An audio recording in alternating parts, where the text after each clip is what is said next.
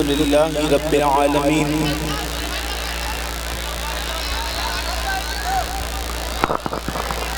والعاقبۃ للمتقین والصلاة والسلام علی سید الانبیاء والمرسلین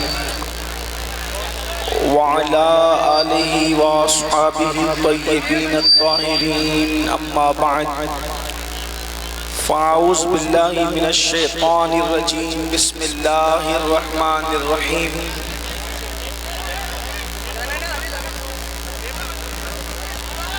قل لا اسألكم علیہ اجرا الا المودۃ فی القربى صدق اللہ العظیم غوث اعظم بمنے میں سر و ساما مددے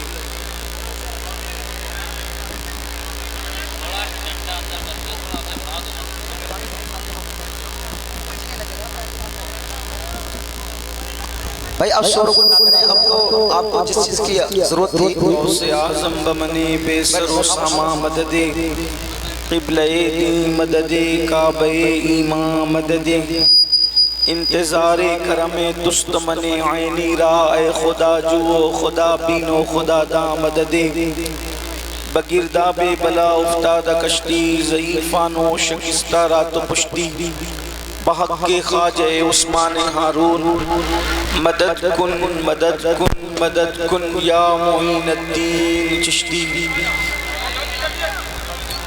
منبر پر رونق افروز برادر ذی وقار پیر سید وجیہ الدین صاحب قبلہ قادری برکاتی وہ جمیع عرش مقام سادات کرام علماء ذوی الاحترام حاضرین محفل عزت ماں پردہ نشین ماں اور بہنوں السلام علیکم ورحمت اللہ وبرکاتہ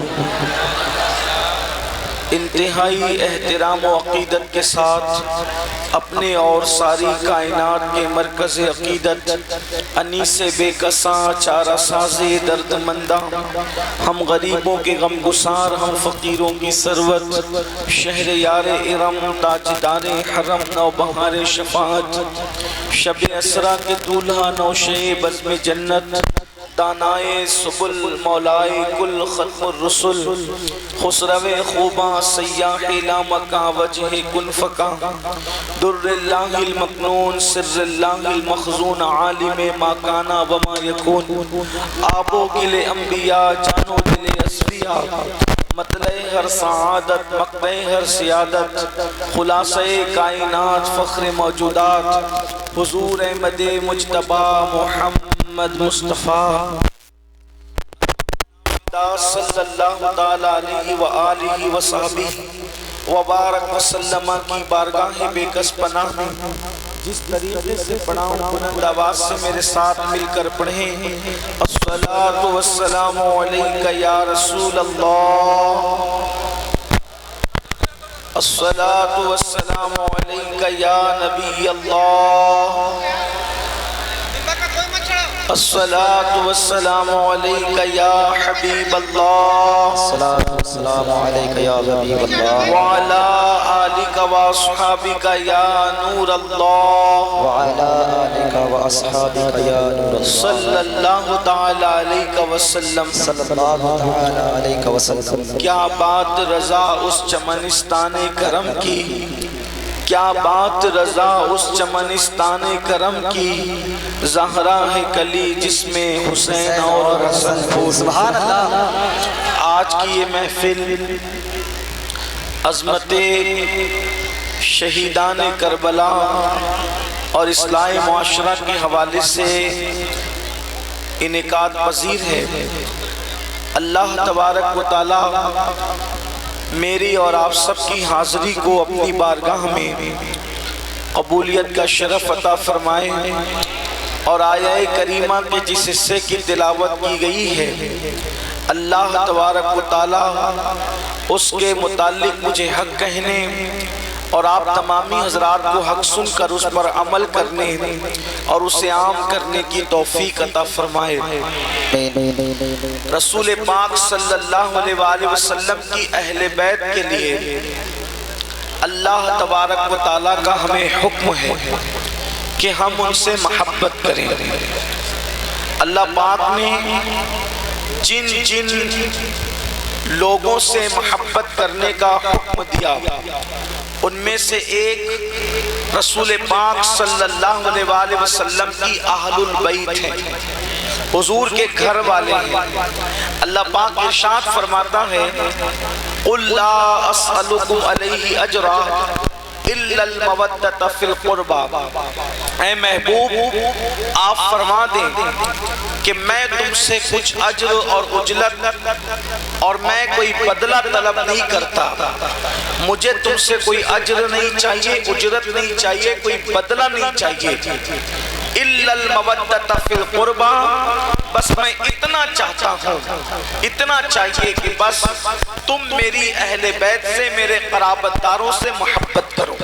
سبحان اللہ۔ جب یہ آیہ کریمہ نازل ہوئی تو اللہ کے رسول صلی اللہ علیہ وآلہ وسلم سے صحابہ نے پوچھا کہ یا رسول اللہ صلی اللہ علیہ وآلہ وسلم، ہمیں جو محبت کا حکم دیا گیا ہے تو ہم کن کن سے محبت کریں اور ہمیں کن سے محبت کا حکم دیا گیا ہے؟ تو اللہ کے رسول صلی اللہ علیہ وآلہ وسلم نے فرمایا جن سے تمہیں محبت کا حکم ہے وہ علی ہیں، وہ فاطمہ ہیں، وہ حسن ہیں اور حسین ہیں اور ان کی اولاد ہیں۔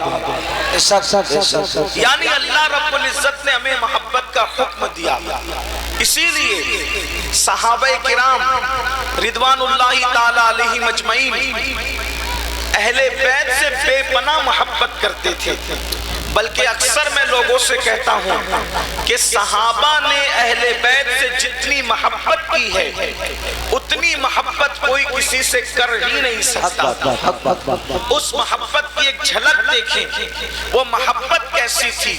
اللہ اکبر، حضرت سیدنا ابو ہریرہ رضی اللہ تعالی عنہ ایک مرتبہ سیدنا امام حسین رضی اللہ تعالی عنہ کے جوتوں کو اپنے امامے کے شملے سے صاف کرتے ہیں۔ امامے کا شملہ اس کو کہتے ہیں۔ امامے کے شملے سے سیدنا امام حسین کے جوتے کے تلوے کو صاف کرتے ہیں، اور جب صاف کیا امام عالی مقام نے فرمایا آپ ایسا کیوں کرتے ہیں اور آپ یہ کیوں کرتے ہیں؟ تو سیدنا ابو ہریرہ کہتے ہیں، فرماتے ہیں شہزادے حسین، میں نے ان کانوں سے آپ کے نانا سے آپ کی جو فضیلت سنی ہے، آپ کے نانا نے آپ کے بارے میں جو باتیں مجھے بتائی ہے، اگر یہ باتیں میں لوگوں کو بتا دوں تو لوگ آپ کو زمین پر چلنے نہیں دیں، لوگ آپ کو کندھوں پہ اٹھا کر سبحان اللہ۔ یہ شان ہے امام حسین رضی اللہ تعالیٰ عنہ کی، اور اللہ کے رسول علیہ السلام نے فرمایا کہ جس نے میرے حسین سے محبت کی وہ اللہ کا محبوب بن جاتا ہے۔ حسین پاک کی محبت انسان کو اللہ کا محبوب بنا دیتی ہے۔ یقیناً آپ نے ابھی 10 روز میں اہل البیت کے فضائل بھی سنے ہوں گے، محبت حسین کی باتیں بھی سنی ہوگی۔ آئیے ایک بات مجھ سے بھی سن لیں۔ اللہ اکبر، حضرت سیدنا امام یوسف نبہانی رضی اللہ تعالیٰ عنہ ارشاد فرماتے ہیں، اپنی کتاب میں لکھتے ہیں کہ بادشاہ تیمور لنگ جب اس کا انتقال ہوا، جب بادشاہ دنیا سے گیا اور اس کو موت آئی، تو اس وقت اس کے بچپنے کے دوست نے، بادشاہ کے بچپنے کے دوست نے کیا دیکھا کہ نورانی تخت بچھا ہوا ہے، اور اس تخت پر اللہ کے پیارے حبیب مصطفیٰ جان رحمت صلی اللہ علیہ وآلہ وسلم جلوگر ہیں۔ مصطفیٰ جان رحمت نورانی تخت پر جلوگر ہیں، اور اس تخت پر آقا علیہ السلام بیٹھے ہیں، اور تخت کے بالکل بازو میں حضور علیہ السلام کے قدموں میں تیمور لنگ بیٹھا ہوا ہے۔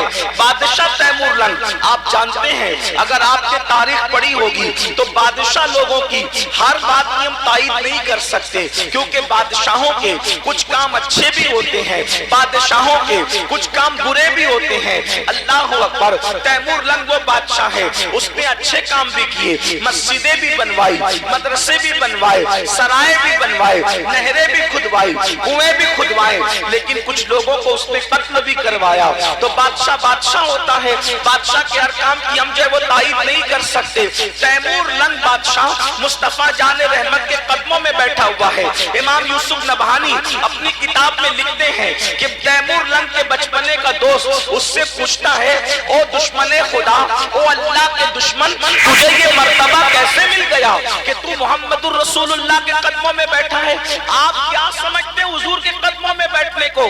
اللہ اکبر, اللہ اکبر. کروڑوں جنتوں کا وہ مقام نہیں ہے جو قدم ناز مصطفیٰ کا مقام ہے. اس کی وجہ یہ ہے, اللہ اکبر, ارے ماں کے قدموں کے نیچے جنت ہے تو رسول اللہ کے قدموں کی شان کا سبحان اللہ, سبحان اللہ کے قدموں کی شان کا عالم کیا ہوگا. بلکہ ان کے قدموں میں جو نالائے نہ جائے اس کے لیے استاد زمن لکھ رہے ہیں جو سر پہ رکھنے کو مل جائے نالے باقی حضور تو پھر کہیں گے کہ ہاں تاجدار ہم بھی ہیں. اندازہ کرو حضور کے قدموں میں بیٹھنا کتنی بڑی چیز ہے, حضور کے قدموں میں بیٹھنا کتنی عظیم چیز ہے. تیمور لنگ کو جب آقا علیہ السلام کے قدموں میں دیکھا خواب میں تو پوچھا, او دشمن خدا, تو رسول اللہ کے قدموں میں کیسے بیٹھا, یہ مقام تجھے کیسے ملا؟ تو اس سے پہلے کہ تیمور جواب دیتا, آقا نے خود جواب دیا کہ یہ میری اہل بیت سے محبت کرتا تھا, اس لیے اس کو یہ مقام عطا کرتا.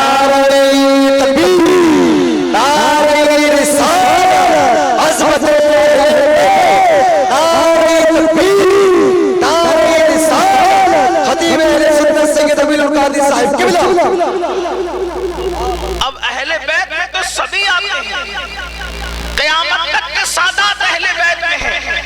جو اہل البیت سے محبت کرے اس کو یہ مقام ملے, اور جو اصل اہل بیت حسنین کریمین سے محبت کرے اللہ اس کو کیا مقام عطا فرمائے گا. لیکن ایک بات میں آپ سے کہتا ہوں, ہمارے ہر جلسے میں ہمیں محبت کی دعوت دی جاتی ہے. آقا سے عشق کرو, اللہ کے رسول سے عشق کرو, حضور کے صحابہ سے عشق کرو, حضور کی اہل البیت سے عشق کرو. لیکن آپ سے ایک بات پوچھنا چاہتا ہوں, ہم سب عشق کی محبت کی بات کرتے ہیں, بلکہ کہتے ہیں کہ ہمارا مسلک بھی عشق و محبت ہے. ہمارے مسلک میں بھی عشق و محبت کی باتیں ہوتی ہیں, بلکہ عشق ہی کی باتیں ہوتی ہیں. ہمارا مذہب عشق, ہمارا مسلک عشق, ہمارا مشرب عشق, ہمارا راستہ عشق, سب کچھ عشق ہی کی بات ہے. لیکن ایک بات آپ سے پوچھتا ہوں, ہم نے عشق کی باتیں بہت کی, محبت کی باتیں بہت کی, کبھی سوچا, کبھی غور کیا کہ ہم عشق و محبت کی باتیں کرتے ہیں, عشق و محبت کہتے کس کو؟ عشق و محبت کا مطلب کیا ہے, عشق و محبت کی تعریف کیا ہے؟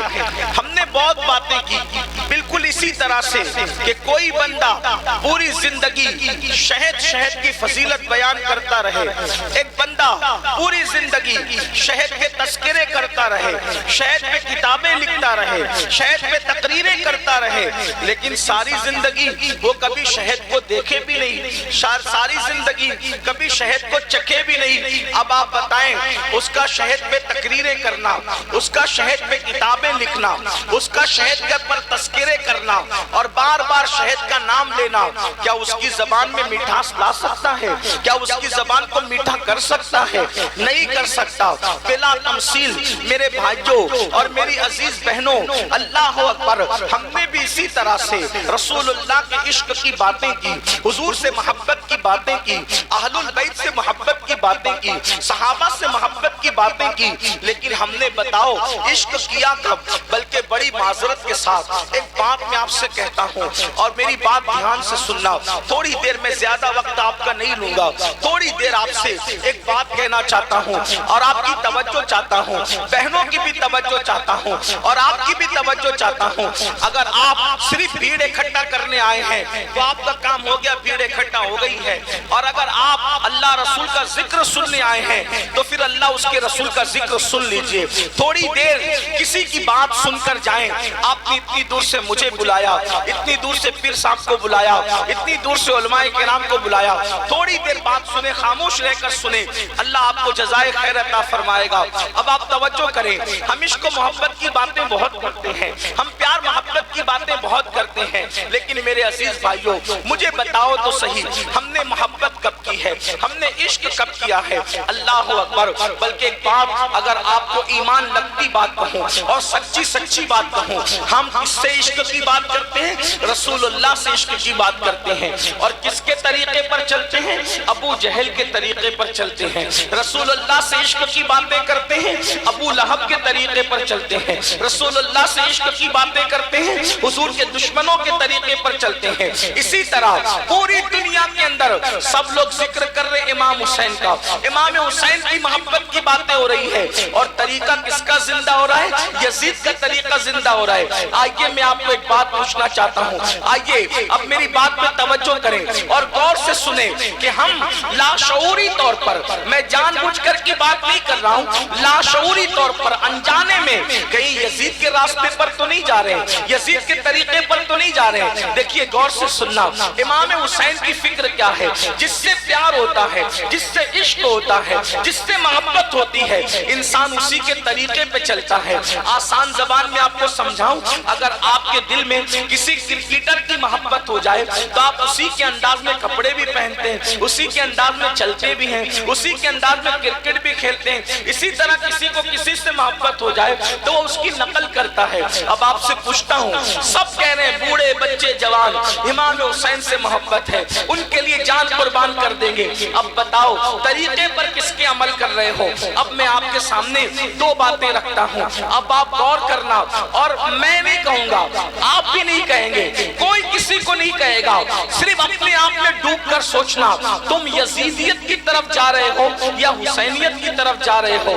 اپنے آپ میں ڈوب کے سوچنا۔ میری بہنوں سے بھی کہتا ہوں، یزیدیت کی طرف جا رہی ہو یا حسینیت کی طرف جا رہی ہو، دیکھو کربلا کا میدان ہے، کربلا کے میدان میں امام علی مقام کے ایک نوجوان بیٹے ہیں، ان کی عمر 18 سال کی ہے، اور وہ 18 سال کے جو شہزادے ہیں ان کا نام ہے علی اکبر۔ دیکھو اللہ نے تم کو بھی بیٹے دیے ہوں گے، اللہ پاک آپ کے بیٹوں کو خوب لمبی عمر عطا کرے، اللہ نے ہمیں بھی اولاد دی ہے، اللہ انہیں بھی لمبی عمر خیر سے عطا کرے۔ لیکن آپ سے پوچھنا چاہتا ہوں، بہت چیلنج کے ساتھ پوری دنیا کے اہل علم کو، اہل تجربہ کو یہ بات کہنا چاہتا ہوں، خدا کی عزت کی قسم، حسین پاک کے شہزادے جتنے خوبصورت تھے، آج مشرق سے لے کے مغرب تک، شمال سے لے کے جنوب تک، ایسا خوبصورت بیٹا کسی کے گھر میں نہیں ہوگا، خوبصورت بیٹا کسی کے گھر میں نہیں ہو سکتا۔ چیلنج سے اس لیے کہہ رہا ہوں کیونکہ کسی کا بیٹا باپ کے مشابہ، کسی کا بیٹا ماں کے مشابہ، کسی کا بیٹا دادا دادی کے مشابہ، لیکن میرے حسین وہ ہے کہ ان کا بیٹا رسول اللہ کے مشابہ۔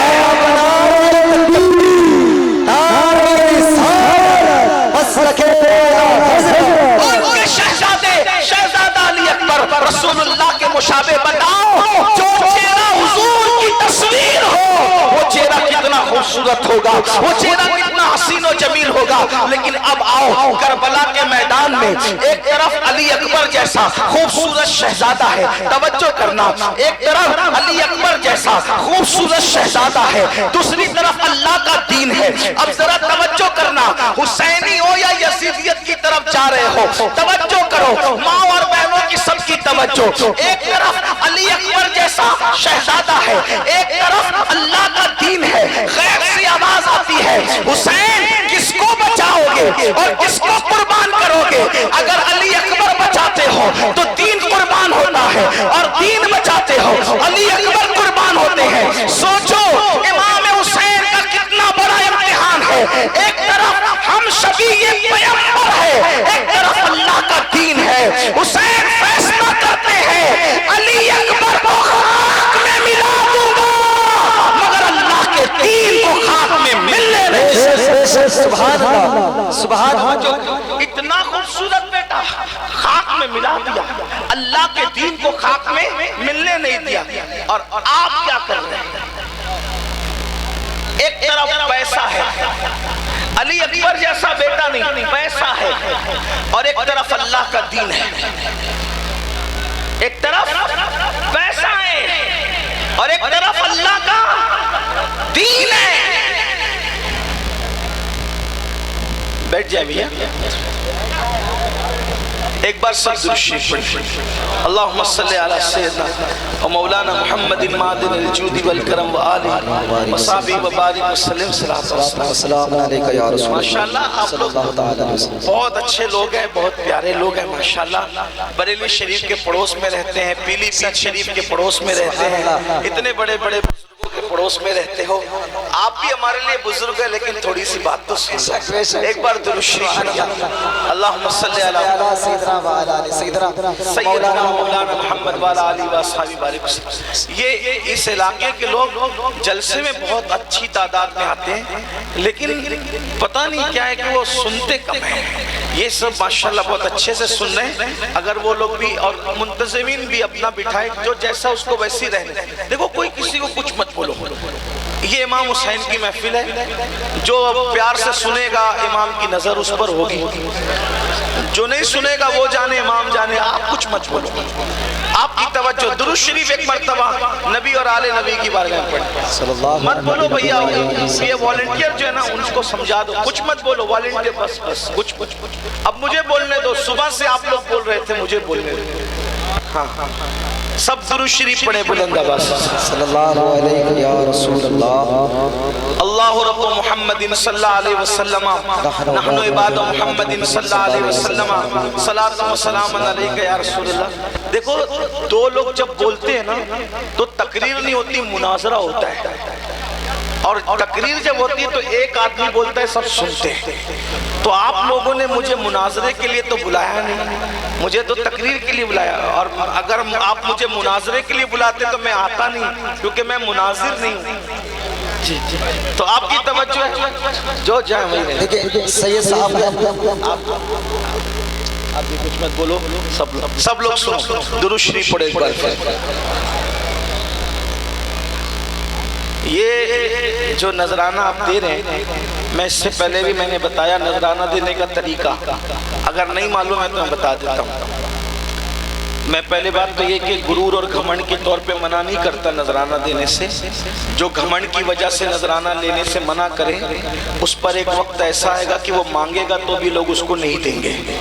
تو گھمنڈ کی وجہ سے منع نہیں کر رہا ہوں, نذرانہ دو, لیکن طریقہ بتا رہا ہوں کیا طریقہ ہے. طریقہ یہ ہے کہ جب آپ کو کوئی بات اچھی لگے تو ایک جیب سے نذرانہ نکالو اور دوسری جیب میں رکھو, ٹھیک ہے. اور جب جلسہ ختم ہو تو اپنے اپنے محلے کی مسجد میں جانا, میری طرف سے اور آپ کی طرف سے اپنے امام صاحب کو نذرانہ پیش کرتے ہیں, ٹھیک ہے. اب کوئی اٹھ کر ادھر نہیں آئے گا, اور ایمانداری سے جب جب نذرانہ دینے کو جی چاہے تو ادھر سے نکال کے ادھر ڈالنا, ادھر مت آنا. ایک بار درود شریف پڑھو. اللہم صلی علی سیدنا و مولانا محمد معدن الجود والکرم و آلہ و صحبہ و بارک وسلم. صلاۃ و سلام علیک یا جد الحسن والحسین. درود پڑھنے کو کہا جاتا ہے اتنا بڑا مجمع, عاشقوں کی طرح آواز آنی چاہیے. ایک بار درود عاشقوں کی طرح درود شریف پڑھیے. اللہم صلی علی سیدنا و مولانا محمد معدن الجود والکرم و آلہ و صحبہ و بارک وسلم.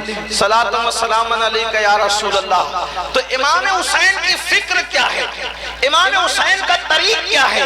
طریق امام حسین یہ ہے, ایک طرف اللہ کا دین ہے, ایک طرف ہمشبی پیمبر ہے. آپ نے ہمشبی پیمبر علی اکبر جیسے جوان بیٹے کو خاک میں ملا دیا, مگر اللہ کے دین کو خاک میں ملنے نہیں دیا. اور ہم کیا کرتے ہیں, اللہ اکبر. ایک طرف پیسہ ہے, ایک طرف اللہ کا دین ہے. ایک طرف پیسہ ہے, ایک طرف اللہ کا دین ہے. علی اکبر جیسا بیٹا بھی نہیں. اب علی اکبر جیسا بیٹا کسی کے گھر میں پیدا ہو بھی نہیں سکتا, بلکہ سیدوں کے گھر میں بھی اب علی اکبر جیسا بیٹا پیدا نہیں ہو سکتا. اللہ اکبر. توجہ فرمائے مسلمانوں, ایک طرف علی اکبر جیسا بیٹا, ایک طرف اللہ کا دین.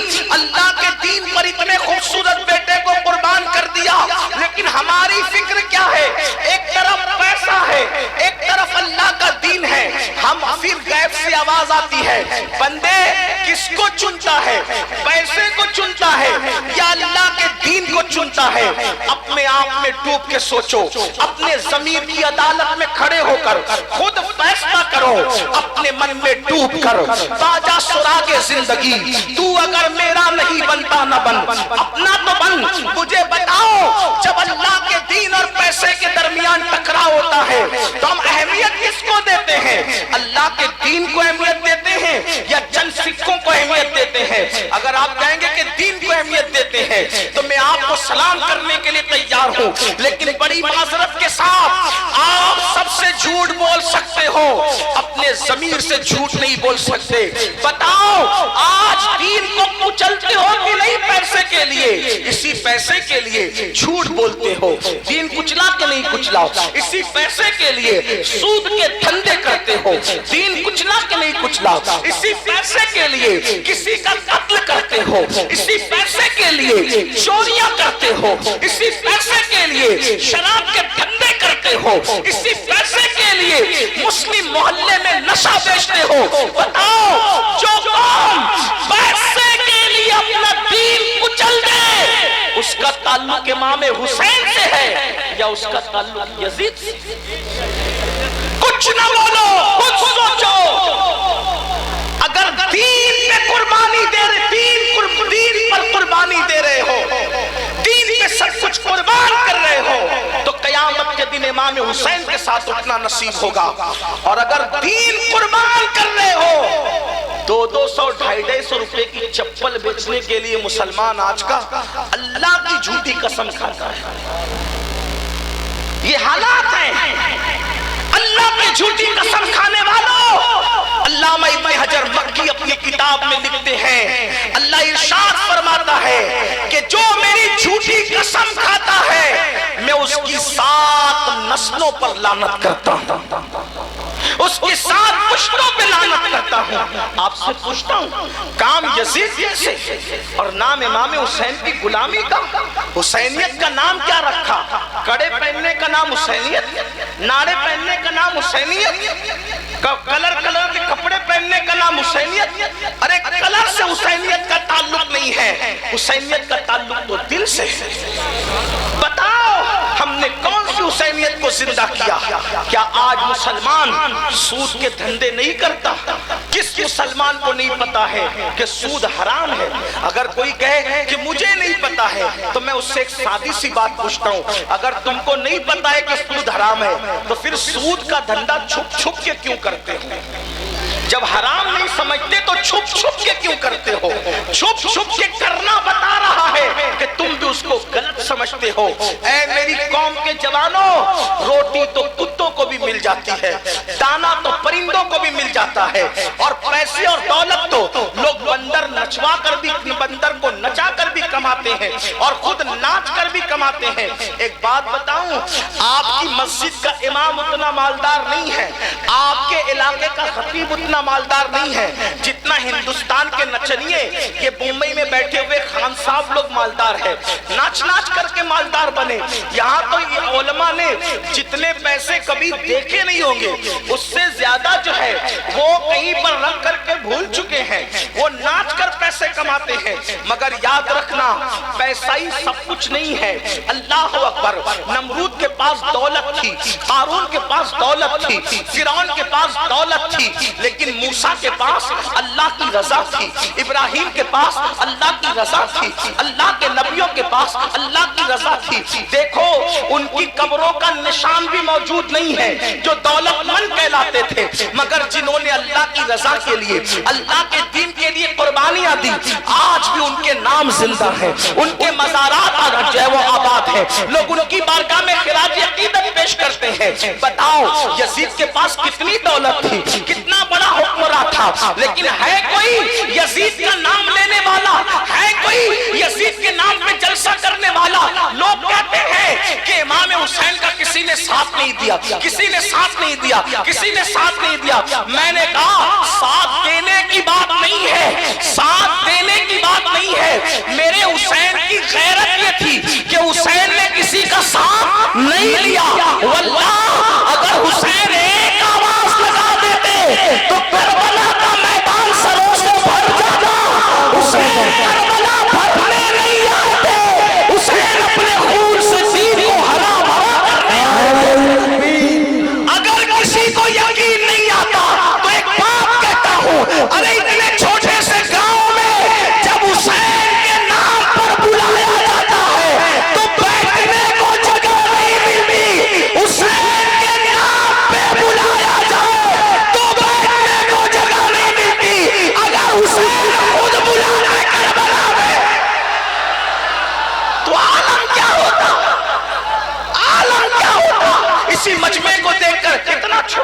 دیہات، چھوٹا سا گاؤں، آپ اندازہ کریں، مگر امام حسین کربلا میں کرامت دکھانے نہیں، اللہ کا دین بچانے آئے۔ اور امام حسین نے بتایا کہ دین کی اہمیت کیا ہے۔ آج ہمارے نزدیک دین کی اہمیت کیا ہے؟ آپ کو ایک بات بتاؤں، امام علی مقام علی جدی علیہ السلام کی جب شہادت ہوگی، امام شہید ہو، آپ نے جام شہادت نوش فرما لیا، آپ کا گلا کاٹ دیا گیا، آپ کے جسم کو کچلنے کے لیے 10 گھوڑے مقرر کیے گئے، آپ کے کپڑے بھی اتارے گئے اور 10 گھوڑوں کے پیر سے آپ کے جسم کو کچلا گیا۔ جتنی لاشیں پہلے سے پڑی ہوئی تھی ان ساری لاشوں کو اٹھا کر میدان میں لایا گیا، انہیں کاٹا گیا، سر کو نکالا گیا اور سر کاٹ کے نکال کے لاشوں پہ گھوڑے دوڑائے گئے۔ اور اسی پہ بس نہیں، استاد زمن علامہ حسن بریلوی یہاں تک لکھتے ہیں کہ بیویوں کے زیور تک چھینے، کان کی بالیاں تک چھینی، حتیٰ کہ ان ظالموں نے بیویوں کے دوپٹے تک چھین لیے۔ صدر الفاضل علامہ سید نعیم الدین مراد آبادی لکھتے ہیں، استاد زمن لکھتے ہیں، ہمارے مستند معتبر علماء لکھتے ہیں، بیویوں کے سر سے دوپٹے تک چھینے، جن کے سر کے دوپٹوں کو کبھی کسی اجنبی مرد نے نہیں دیکھا، جن کے گھر میں جبریل اجازت کے بغیر نہ آئے، اللہ اکبر، ان کے دوپٹے تک چھین لیے۔ سیدہ شہزادی سکینہ جس کی عمر شریف صرف 7 سال کی تھی، کتنی؟ صرف 7۔ سیدہ سکینہ کے چہرے پہ تماچے مارے، آپ غور فرمائیں، چھوٹے چھوٹے بچے یتیم ہیں، بیویاں بیوہ ہیں، کٹی پٹی لاشیں پڑی ہوئی ہیں، لاشوں پہ گھوڑے دوڑ چکے ہیں۔ تھوڑا تصور میں لاؤ، یہاں بیٹھنے کی بجائے تصور میں کربلا چلو اور سوچو اور غور کرو، جب اپنے شوہر کی، اپنے بھائیوں کی، اپنے بھتیجوں کی، اپنے بیٹوں کی، اپنے بھانجوں کی لاشوں پر گھوڑے دوڑتے ہوئے اور ان لاشوں کو کچلتے ہوئے ان خواتین نے دیکھا ہوگا تو ان کے دل کتنے چھلنے ہوئے ہوں گے۔ عورتوں کا دل تو اتنا کمزور ہوتا ہے، عورتوں کا دل تو اتنا نازک ہوتا ہے کہ عورت اگر چوہا مرا ہوا دیکھ لے تو دن بھر کھانا کھانے کی ہمت نہیں کرتی، عورتیں چھپکلی مری ہوئی دیکھ لیں تو وہ ڈر جاتی ہے۔ محلے میں اگر کسی ایک کا ایکسیڈنٹ ہو جائے نوجوان کا تو پورا محلہ غم میں ڈوب جاتا ہے، کئی دن تک کے عورتیں گھر میں سوگ مناتی ہے، بیٹا کسی کا ہے، سارا محلہ روتا ہے، سارے محلے کی آنکھ میں آنسو آتے ہیں۔ مسلمانوں سوچو وہ گھڑی کتنی دردناک ہوگی، اس گھڑی کا عالم کیا ہوگا، وہ کیفیت کیا ہوگی جن کے گھر میں اجازت کے بغیر جبریل امین نہیں آتے تھے۔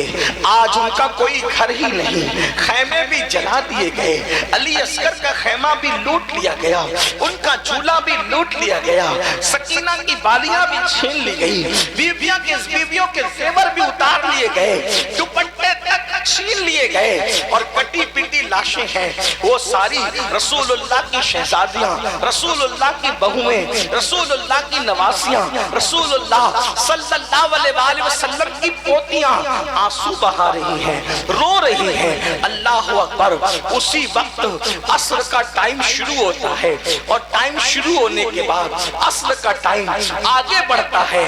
ایسے میں سیدہ زینب پاک جو سیدہ فاطمہ الزہرا کی شہزادی تھی وہ فرماتی ہیں، اے نبی کے گھر کی بہووں، اے نبی کے گھر کی بیٹیوں، اے نبی کے گھر کی پوتیوں، بہت رو چکی ہو، تم بہت رو چکی ہو، لیکن جتنا رو چکی ہو اس سے زیادہ ابھی رونا باقی ہے، تمہیں بہت زیادہ ابھی رونا ہے، تمہیں بہت زیادہ رونا باقی ہے، جتنا رو چکی ہو اس سے زیادہ رونا باقی ہے، لیکن یاد رکھو عصر کا وقت جانے کے قریب ہے، عصر کا وقت وقت چلا نہ جائے، اٹھو پہلے نماز عصر پڑھو، اب بھی تم پر نماز معاف نہیں ہے، نماز عصر ادا کرو، اس لیے کہ نانا جان کا فرمان ہے کہ جس نے جان بوجھ کر عصر کی نماز چھوڑ دی، اللہ اس کے اعمال کو برباد کر دیتا ہے، اللہ اس کے اعمال کو ضائع کر دیتا ہے۔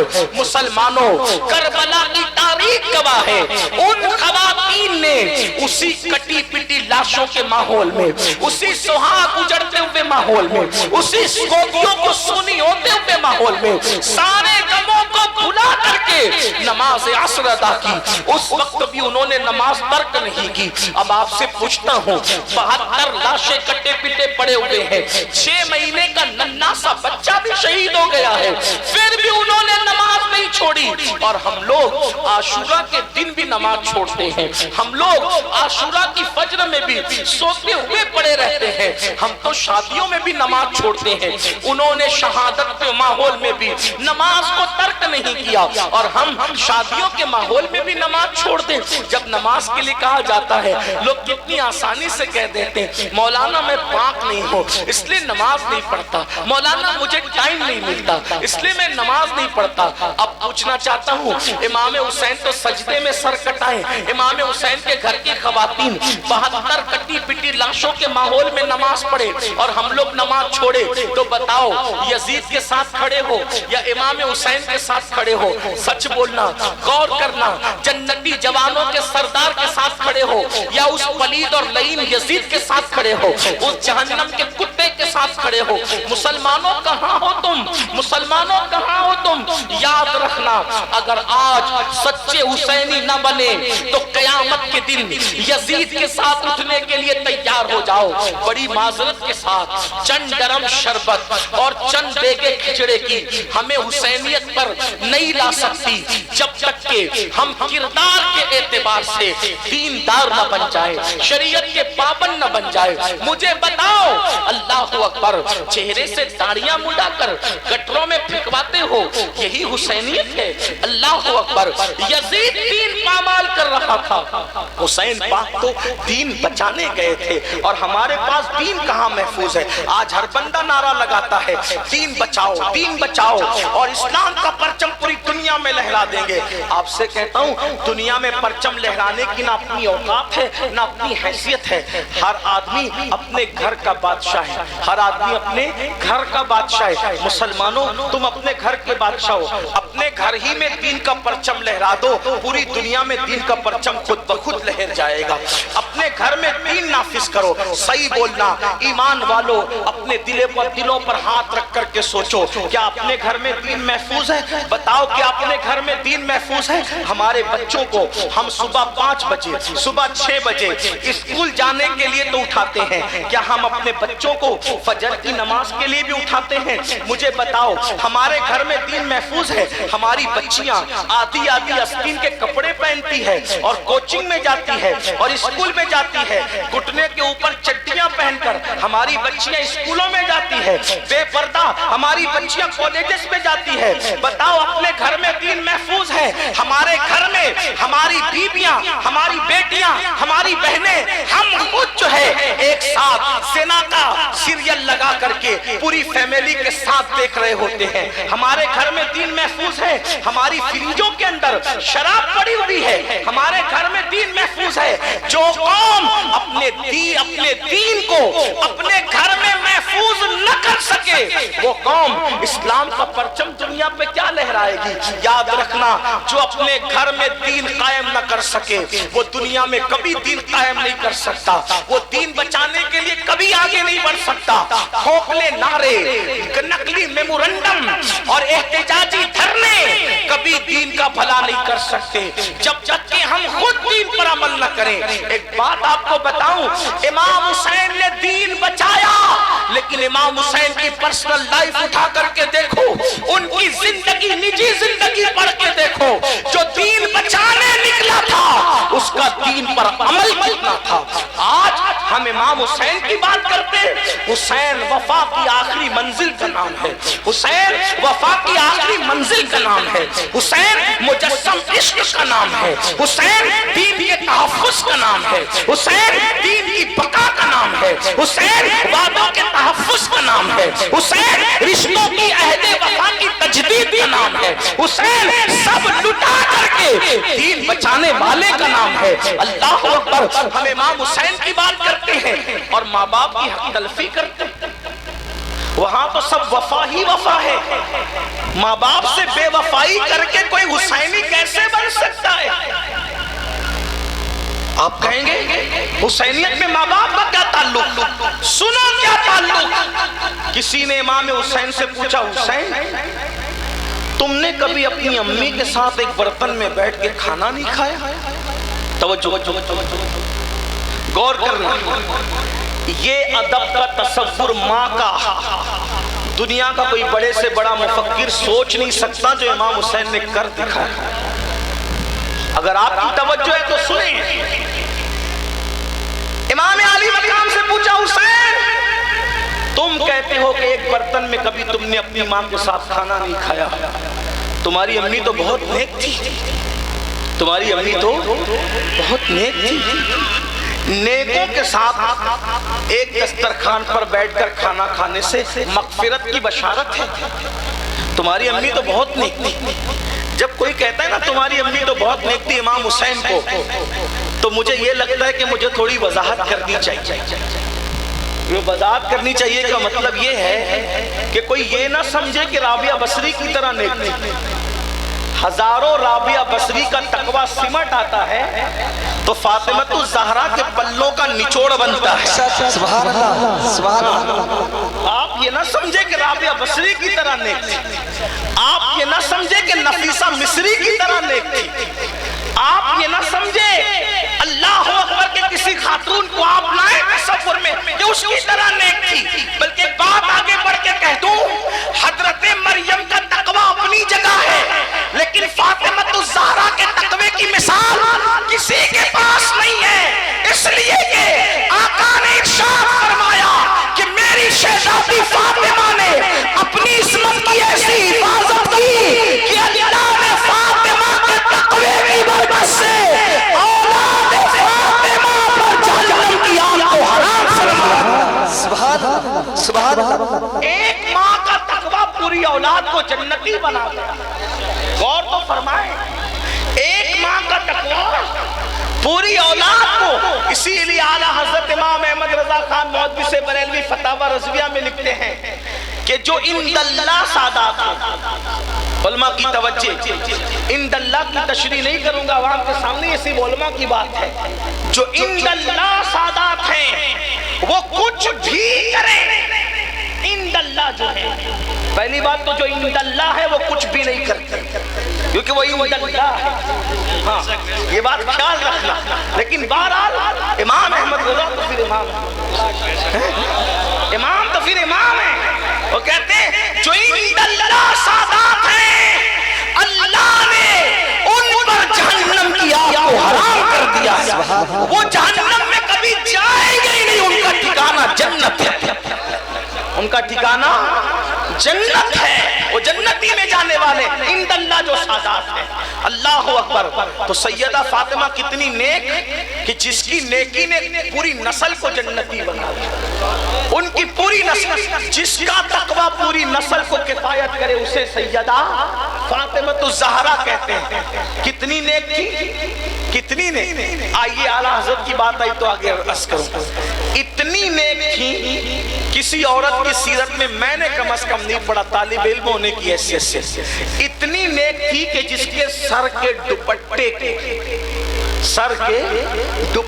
کو مرد تو مرد ہے کبھی چاند و سورج نے بھی نہیں دیکھا، جس کے سر کے دوپٹے کو بہنوں کی توجہ چاہتا ہوں، بہنوں کی توجہ چاہتا ہوں، میری مائیں اور بہنیں کنیز فاطمہ بننے کا دعویٰ کرتی ہیں لیکن وہ مردوں سے کھلے کھلے بات بھی کرتی ہیں، سب ایسی نہیں ہیں، لیکن آج عورتیں آزادی چاہتی اور کہتی ہیں کہ کیا ہوتا ہے، ارے کیا ہوتا ہے، سیدہ کی زندگی دیکھو، میری جس کے سر کے دوپٹے کو مرد تو مرد کبھی چاندو سورج نے بھی نہیں دیکھا.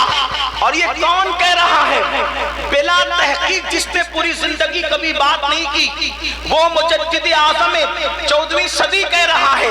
کس لب و لہجے میں کہہ رہے ہیں؟ کہتے جس کا آنچل نہ دیکھا مہو مہر نے، جس کا آنچل نہ دیکھا مہو مہر نے، اس ردائے نزاہت پہ لاکھوں سلام. سبحان اس کے سر کے دوپٹے کو چاہتا. ایسی نیک عورت کسی کے گھر میں ہے؟ اگر بات آ گئی ہے تو ایک بات اور عرض کر دوں. لوگ کہتے ہیں ہمیں دیکھو، کچھ لوگ اپنے آپ کو دکھاتے ہیں، ہمیں دیکھو، ہماری عظمت کا اندازہ لگاؤ کہ جب ہم آتے ہیں سیاسی لیڈر کھڑے ہو جاتے ہیں، جب ہم آتے ہیں علماء کھڑے ہو جاتے ہیں، جب ہم آتے ہیں پیر صاحب لوگ بھی کھڑے ہو جاتے ہیں، جب ہم آتے ہیں سید صاحب لوگ بھی کھڑے ہو جاتے ہیں. اندازہ کیا ہمارے آنے پر سب کھڑے ہوتے ہیں. ہم نے کہا بالکل اندازہ کر لیا، لیکن ایک اندازہ آپ بھی کر لیں. جس کے آنے پر سیاسی لیڈر کھڑے ہوں، جس کے آنے پر علماء سادات کھڑے ہوں، جس کے آنے پر پیر فقیر مشائخ کھڑے ہوں، بڑا آدمی ہوگا. لیکن ایک ایسی شخصیت کو میں جانتا ہوں جس کے لیے جبریل کھڑے ہوتے ہیں، جس کے لیے میکائیل کھڑے ہوتے ہیں، جس کے لیے اسرائیل کھڑے ہوتے ہیں، جس کے لیے اسرافیل کھڑے ہوتے ہیں، جس کے لیے فرشتے کھڑے ہوتے ہیں، جس کے لیے آدم، نوح، موسیٰ، عیسیٰ، ابراہیم، داؤد، ایوب، ذوالکفل، عزیر سب کھڑے ہوتے ہیں. کہاں کھڑے ہوتے ہیں؟ جس کے لیے میں نے کہا میرا امام کہتا ہے نماز اقصا میں تھا یہی سر، آیا ہو مانی یہ اول آخر ہے، دست بستہ وہ پیچھے حاضر جو سلطنت آگے کر گئے تھے. کائنات ہر عزت والا، کائنات ہر عزت والا، کائنات ہر عزت والا جس کے لیے کھڑے ہوتا ہے، جس کے لیے کھڑے ہوتا ہے اس کو محمد رسول اللہ کہتے ہیں. کائنات ہر عزت والا جس کے لیے کھڑے ہوتا ہے اس کو محمد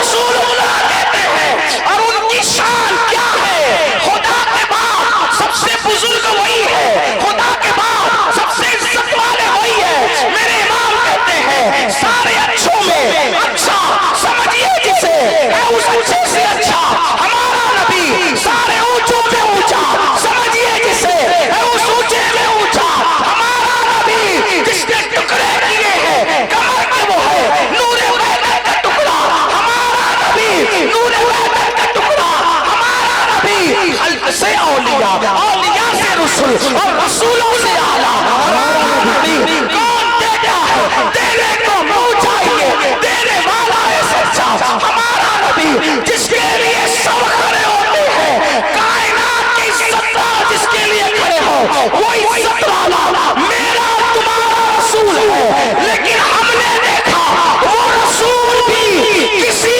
کے لیے کھڑے ہوتے ہیں. وہ کون ہے؟ تو عائشہ فرماتی ہے جب فاطمہ آتی ہے تو محمد رسول اللہ ان کے لیے اٹھ کر کھڑے ہو. عظمت فاطمہ، عظمت فاطمہ، عظمت فاطمہ، عظمت فاطمہ، پیغام کربلا، پیغام کربلا. اور سنو صرف کھڑے نہیں ہوتے، اما جان عائشہ فرماتی ہے صرف کھڑے نہیں ہوتے، کھڑے بھی ہوتے ہیں، پیشانی چومتے ہیں اور چوم کے کہتے ہیں فداک امی و ابی یا فاطمہ، اے فاطمہ تجھ پر میرے ماں باپ قربان ہو جائے. پھر ہم کو منع کرتا وہ کھولنا ضروری ہے. پردہ مت کھولیے، تھوڑا بہتر رہے گا. نہیں تو ماحول خراب ہو جائے گا. تھوڑی دیر سے تھوڑی سی بات ہو، تھوڑی سی بات ہوتی رہتی ہے. تھوڑی دیر بس 5 منٹ دے دے بھیا، میں اپنی بات ختم کرتا تھوڑی سی ہوں. توجہ فرمائیں. ساؤنڈ کے اوپر سے لوگ بیٹھے ہیں جو آپریٹر صاحب کہہ رہے ہیں ہٹ جائیں وہاں سے. ساؤنڈ کا سیٹنگ خراب ہو رہی ہے. بڑی مہربانی، کتنی اچھی بات ہے. دیکھو تو توجہ تو کرو. صرف کھڑے نہیں ہوتے بلکہ کھڑے ہو کے کیا فرماتے؟ پیشانی چومتے اور کہتے فداک امی و ابی یا فاطمہ، فاطمہ تجھ پر میرے ماں باپ قربان ہو جائیں. اور اتنا ہی نہیں بلکہ جہاں حضور علیہ السلام ان کو اپنی جگہ پہ بٹھا جہاں رسول اللہ، اب کتنی نیک ہے وہ خاتون، کیا شان ہے، کیا عظمت ہے۔ تو کسی نے کہا حسین تمہاری امی بڑی نیک تھی، تم نے کبھی ایک برتن میں ان کے ساتھ کھانا نہیں کھایا۔ تو امام علی مقام کیا کہتے ہیں، بلکہ دونوں شہزادوں کے لیے بیان کیا گیا، لیکن بات امام حسین کے تو سن لیں۔ امام حسین کہتے ہیں امی کے ساتھ اس لیے کھانے کی ہمت نہیں ہوتی تھی ایک برتن میں کہ میں سوچتا تھا کہ امی کی نظر کسی لقمے پہ جائے اور مجھے اطلاع نہ ہو، اور وہ لقمہ اطلاع نہ ہونے کی وجہ سے میں اٹھا کر اس کو منہ میں ڈال لوں تو امی کی بے ادبی ہو جائے گی، تو اللہ کو کیا جواب دوں گا۔ ماں کی نظر جس لقمے پہ جائے اور اس لقمے پر مجھے اطلاع نہ ہو اور وہ میں اٹھا کر کھا لوں تو ماں کی کہیں بے ادبی نہ ہو جائے، اس لیے میں اپنی ماں کے ساتھ ایک برتن میں کھانے کے لیے نہیں بیٹھتا تھا۔ اب آپ اندازہ کریں آج اللہ اللہ امام حسین کا شہدائی اپنے آپ کو میرا بھائی کہلاتا ہے، لیکن ماں اگر دوا کے لیے پیسے مانگے وہ کہتا ہے کہ کتنے پیسے دوں تمہیں، کیا سب تمہیں پہ لٹا دوں، سب تمہیں پہ خرچ کر دوں، اپنے لیے کچھ نہ رکھوں۔ اللہ اکبر، ایک دور وہ تھا ماں باپ اچھی اچھی غذائیں پکتی تھی، اچھے اچھے غذائیں گھر میں آتی تھی، مٹھائیاں آتی تھی، پھل فروٹ گھر میں آتے تھے تو ماں چھپا چھپا کر ہمارے لیے رکھتی تھی۔ اور آج ہم اپنے ماں باپ سے دولت چھپا چھپا کے رکھتے ہیں، اپنے ماں باپ کو نہیں بتاتے۔ بتاؤ جس کے دل میں ماں باپ سے وفا نہیں اس کا حسینیت سے تعلق کیا ہے، جس کے دل میں بھائی کے لیے دگا ہے اس کا حسینیت سے تعلق کیا ہے۔ اگر آپ سنتے تو میں اس عنوان پر گفتگو کرتا، کربلا مکمل وفا کا نام ہے، لیکن آپ حضرات نے چونکہ مجھے بہت اچھے سے سنا اور وقت بھی پورا ہو گیا اور 1 گھنٹے کا ٹائم تھا، عصر کا وقت قریب ہے، انشاءاللہ رات میں جہاں پر جلسہ ہے آج اگر آپ وہاں آتے ہیں تو رات میں اگر آپ نے سننے کا ماحول بنایا تو میرا عنوان رات کو ہوگا انشاءاللہ حسین وفاؤں کی انتہا کا نام ہے، حسین وفاؤں کی انتہا کا نام ہے، حسین عشق کی انتہا کا نام ہے۔ اگر آپ آئے اور سننے کا ماحول بنایا، آپ نے ویسے اچھے سے سنا، لیکن یاد رکھیے جب میں اصلاحی بیان کرتا ہوں تو کوئی چلائے پکار کرے، ادھر کھڑے ہو ادھر بیٹھے ہو، مجھے کوئی فرق نہیں پڑتا، میں بیان کر لیتا ہوں، لیکن جب میں آقاؤں کی زندگی بیان کرتا ہوں تو میرا دل چاہتا ہے کہ پورا مجمع میرے ساتھ رہے، اس لیے کہ آقاؤں کی بے ادبی نہیں ہونا چاہیے۔ میرا ایمان ہے کہ جب میں جس آقا کا نام لیتا ہوں وہ آقا ہماری طرف متوجہ ہوتے ہیں، تو آقا متوجہ اور غلام ادھر ادھر دماغ لگائیں، یہ آقاؤں کی بے ادبی ہے۔ اس لیے میں معذرت چاہتا ہوں، اصلاحی بیان کراؤ کتنا ہی شور کر لو، لیکن جب میرے آقاؤں کا بالخصوص پنجتن پاک اور خلفائے راشدین کا ذکر ہو پھر مجمع ادھر ادھر بات کرے تو ذرا اچھا نہیں لگتا۔ آپ نے اچھے سے سنا، بڑی مہربانی آپ کی، اللہ آپ سب کو خوش رکھے، جزائے خیر دے، آنا قبول فرمائے، آپ سب کی مرادیں پوری فرمائے۔ اور آپ سے بس اتنی التجا کرتا ہوں کہ آپ لوگ بہت بڑی تعداد میں ہیں اور میں اکیلا ہوں، اگر آپ سب مجھ پہ ٹوٹ پڑیں گے تو میرے لیے مشکل ہوگی، اس لیے آپ حضرات مجھے صلاۃ السلام اور دعا کے بعد میں عزت سے آیا ہوں، مجھے عزت ہی سے چلے جانے دیجیے گا، آپ کا بڑا احسان مند رہوں گا۔ السلام علیکم ورحمۃ اللہ وبرکاتہ۔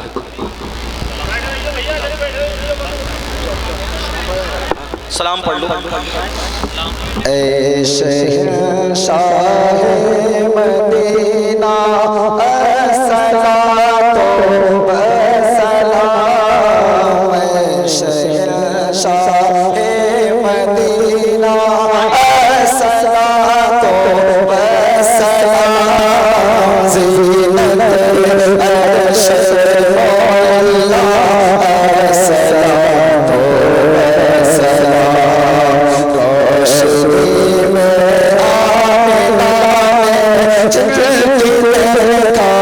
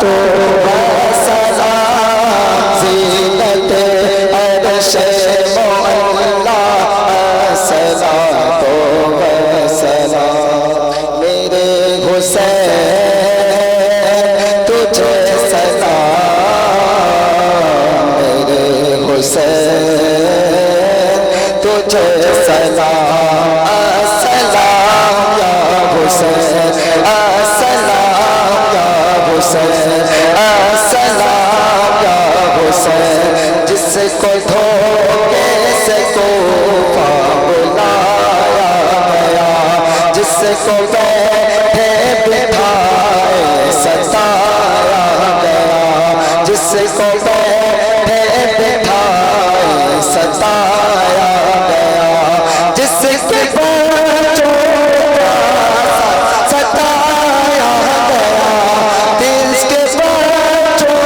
کا ستایا گیا جس کی گردن پہ خنجر چلایا گیا اس حسین ابن حیدر پہ لاکھوں سلام میرے حسین تجھے سلام میرے حسین تجھے سلام السلام یا حسین السلام یا حسین السلام یا حسین السلام یا حسین الصلاة والسلام علیکہ یا رسول اللہ وعلی آلکہ واصحابکہ یا حبیب صلی اللہ تعالی علیہ وسلم